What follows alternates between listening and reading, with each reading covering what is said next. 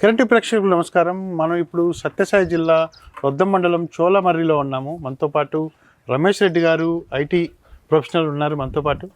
సార్ని అడిగి ఈ ఎలివేటెడ్ షెడ్ ఎప్పుడు స్థాపించారు, సార్కు ఐటీలో జాబ్ చేస్తూ ఈ ఐడియా ఎందుకు వచ్చింది, హాబీనా లేకుంటే తనకున్న ఫ్యాషన్ ప్రకారం చేసుకున్నారా అనేది మరిన్ని వివరాలు సార్ని అడిగి కనుక్కుందాం.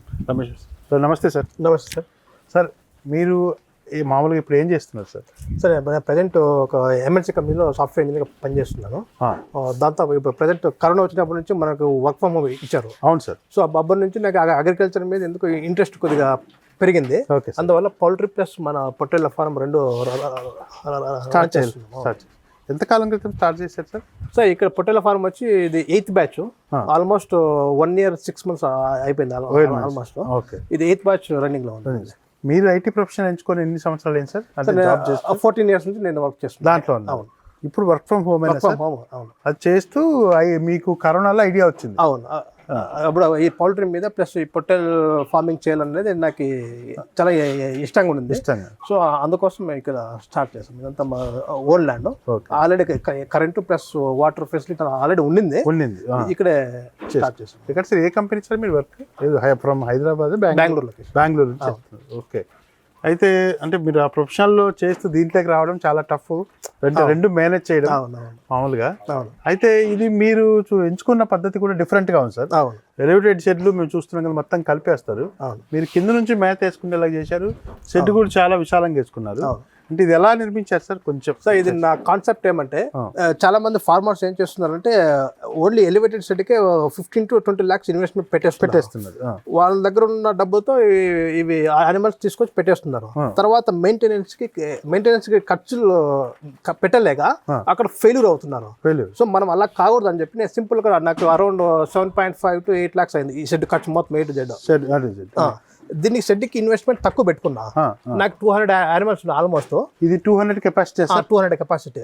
ఎట్లా చాలా మంది గడ్డి ఎక్కువ వేస్తూ దాన్ని తక్కువ లిమిట్ గా వేస్తారు, అది గ్రోత్ స్లో ఉంటుంది. ప్లస్ మార్కెట్ లో అంత ఈజీగా మార్కెటింగ్ చేసుకోలేము, అమ్మాలన్నా కష్టంగా ఉండేది. ప్లస్ ఈ మొక్కజొన్న గానుగ చెక్క వీటిని మార్నింగ్ ఈవినింగ్ అధికంగా ఇచ్చుకుంటాము. దాని వల్ల గ్రోత్ స్పీడ్ ఉంటుంది. Per month 6 to 7 kgs minimum ఉంటుంది గ్రోత్. 2 months మనము మన పొట్టేలు మన ఫార్మ్ లో మెయింటైన్ చేస్తున్నామంటే ఈచ్ animal కి మాకు అరౌండ్ 2000 rupees ఖర్చు వస్తుంది ఒక యానిమల్ కి. మంత్ సరే 2 months 1000 రూపాయలు వచ్చినట్లు మంత్లీ 1000 rupees పక్కా వస్తుంది. ఎందుకంటే మనం ఈ ఫీడ్ ఎక్కువగా ఇవ్వడం జరుగుతుంది, గ్రోత్ అలానే ఉంటుంది.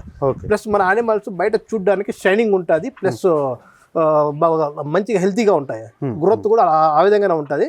ఈ వ్యాపారస్తులు ఎవరైనా కొనడానికి వచ్చినా కూడా చూసిన వెంటనే వాళ్ళు వదలరు.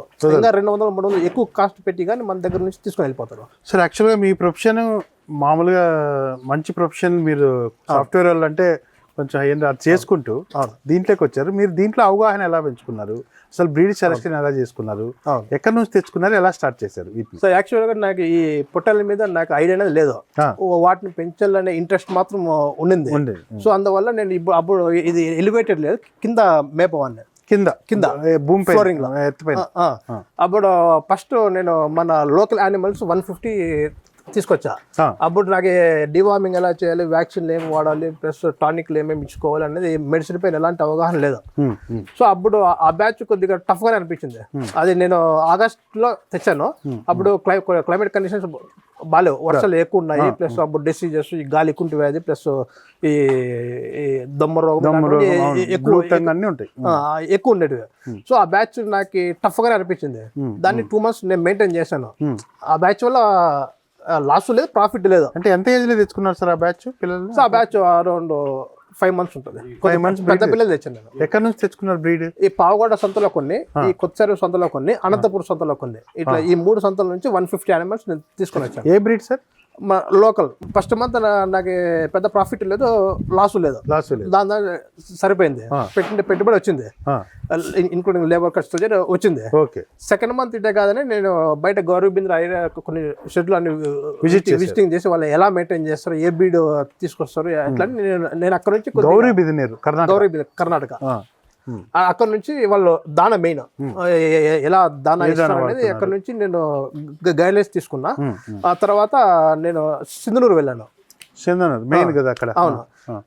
ఫస్ట్ బ్యాచ్ 150 పొట్టేలు వేసాను, సింధనూరు బ్రీడ్ మన నాటివి. అమ్మిన తర్వాత నేను సింధనూరు వెళ్ళి 100 పొట్టేలు తెచ్చాను.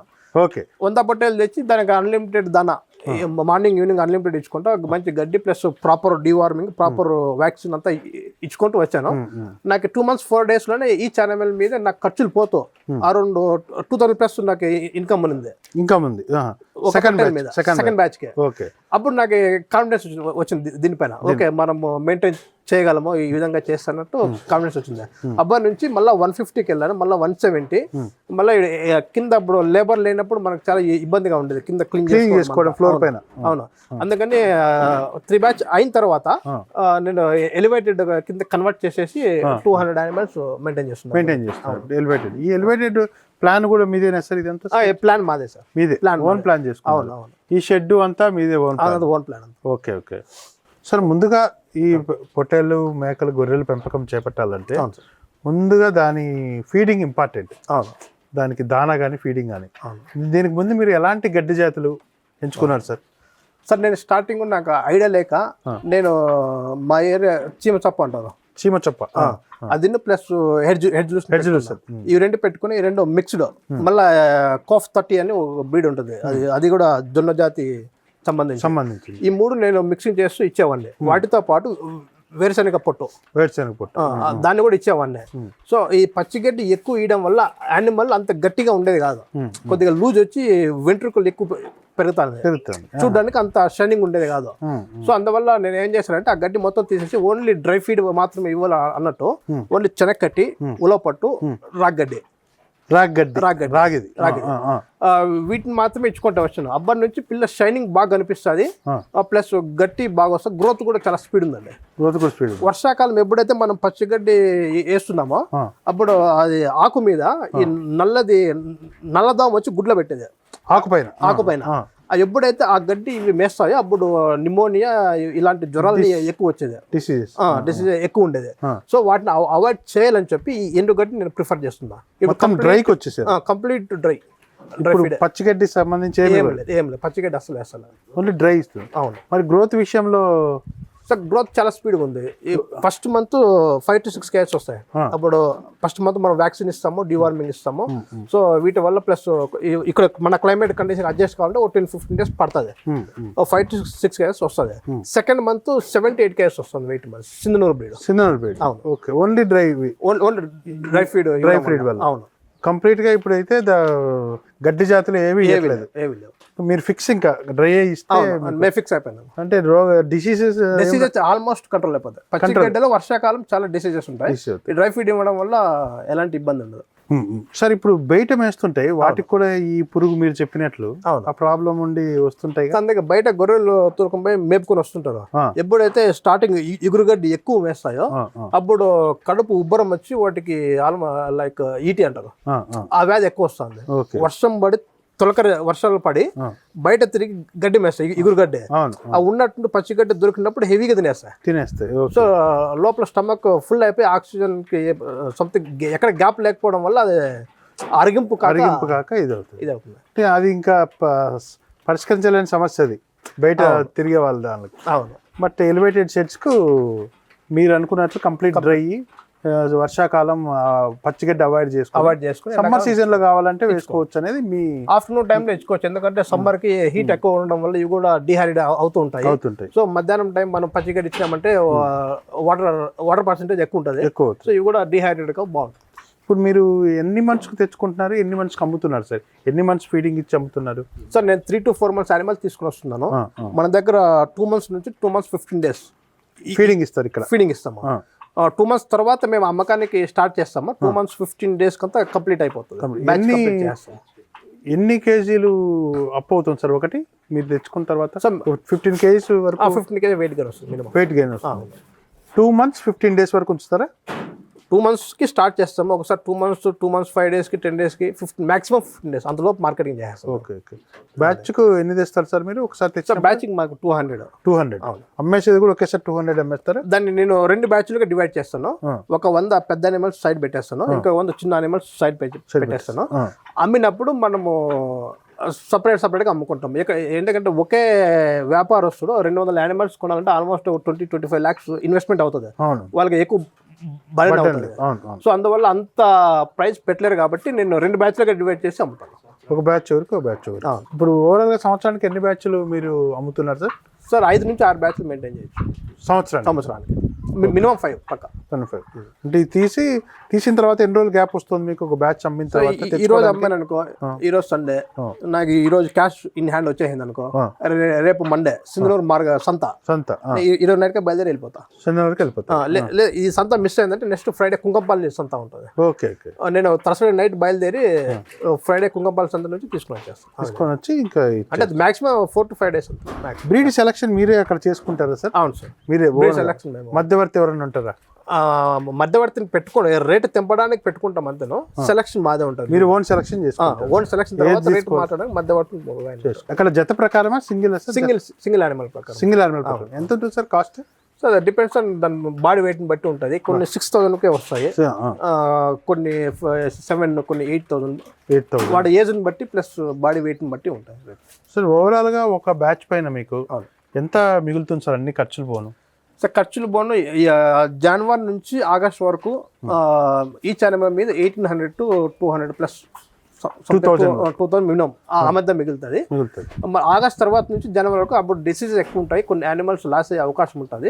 సో మనకి 1,500 to 200 ఆ మధ్య మిగులుతుంది. Okay okay. బ్యాచ్ ఆ టైంలో మొటాలిటీ ఉంటుంది.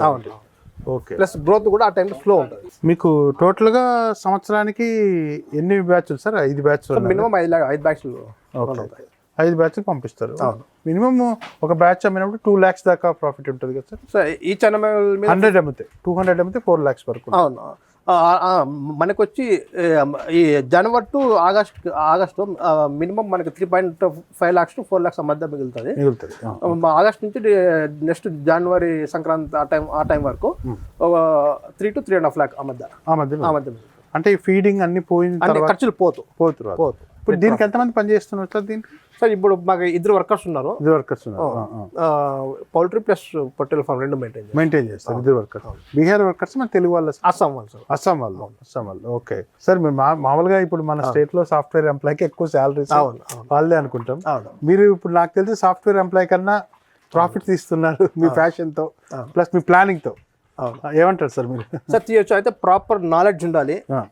First main breed selection, animal selection, దాని లెంత్ ప్లస్ కలర్. మనం సింధనూరు వెళ్తున్నామంటే కలర్ చాలా ఇంపార్టెంట్. కెంగూరు కలర్ పక్కా ఉండాలి. కలర్ కాకుండా లైట్ కలర్ ఏదైనా ఉందంటే గ్రోత్ చాలా స్లో ఉంటుంది. Colour important. కలర్ చాలా ఇంపార్టెంట్. కలర్ వచ్చి ప్యూర్ కెంగూరు, ప్యూర్ బ్రీడ్. అది వెయిట్ ఫాస్ట్ వస్తుంది. ఇప్పుడు చాలా మంది అనంతపూర్ సంతలో దొరికే పిల్లలు అక్కడ మిక్సింగ్ చేసి అమ్ముతున్నారు. అది కాస్ట్ ఎక్కువనే అక్కడ తీసుకుని వెళ్ళి అక్కడ మిక్స్ చేసి అమ్ముతున్నారు. అలాంటి బ్రీడ్ సెలెక్ట్ చేసినామంటే గ్రోత్ చాలా స్లో ఉంటుంది. 3 months వరకు మెయింటైన్ చేయాలి. దీని మెయిన్ బ్రీడ్ సెలెక్షన్ కలర్ దీన్ని బేస్ చేసుకుని ఉంటుంది. ఈ పక్క మనం మెయింటైన్ చేసాము అంటే ప్లస్ మెడిసిన్ పైన నాలెడ్జ్ చాలా ఇంపార్టెంట్.